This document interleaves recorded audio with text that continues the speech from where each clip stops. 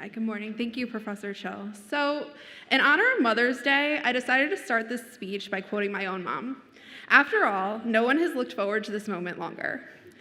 Quote, "If you don't want to go to law school after college, you better figure out what the heck you're doing with your life." If you don't know my mom, that is the family-friendly version of the email. But today, I'm here to say, sorry, Mom. Despite being a law school graduate, I don't know that I figured out what I'm doing with my life. In fact, I don't think that there's any moment where any of us truly figure it out.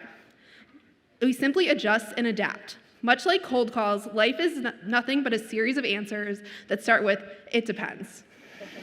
So I'd argue that life and law are not meant to be figured out. They're meant to be experienced wholly and unapologetically. I'm not the first to make that observation. Oliver Wendell Holmes wrote that the life of the law is not logic, but experience. Evening students know that better than most. We didn't immediately go to law school after undergrad. Instead, we were teachers and members of the military. Some moonlit as stand-up comedians and tortured poets, while others worked in government and the insurance industry. Regardless of where life took us before law school, at some point, everyone came to realize that life is long, and law was meant to be a part of it.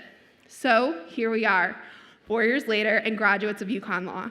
But before we head off into the next phases of our careers, I'm going to take one last opportunity to do what I do best, hype up my class.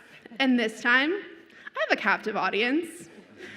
The evening class of 2024 is small, but mighty. We span generations and wear several different hats.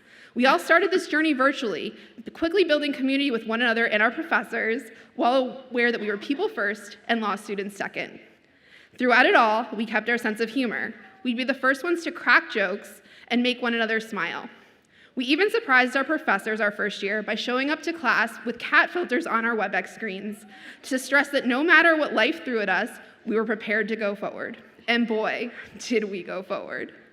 Over the past 4 years, we've remained resilient advocates and close friends. We've celebrated engagements, birthdays, and newborns. We contributed substantially to Parkville Market's bottom line, and in the face of stiff competition, we've determined that Sean Carey holds the Cali Award for axe throwing. We've also rallied to support one another during times of crisis without a second thought. My class worked to further integrate evening students into the law school community. Together, we founded an organization devoted to our division's unique needs. We led clubs and journals. We served as mentors to the classes that follow, always considering our many commitments a benefit and never a barrier to achieving our goals.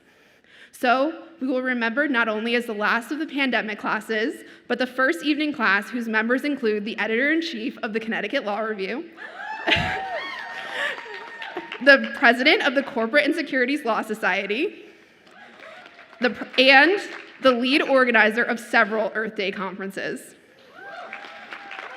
We're also the class that founded OWLS, hosted Family Day, and worked toward divisional cohesion. Collectively and individually, we've left our mark here, actively and repeatedly demonstrating that evening students should be considered an invaluable part of UConn Law, both inside and outside the classroom, all while paving the way for the night students that follow.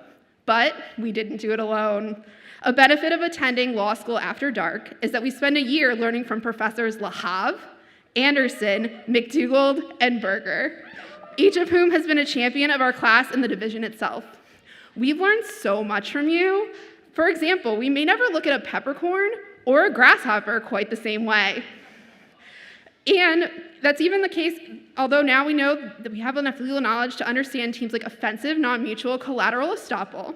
And Professor Berger, not only were you the teacher of the year, but now there are elaborate plans to adversely possess my attic. I don't know that those things are related, but maybe that's what brought you over the top.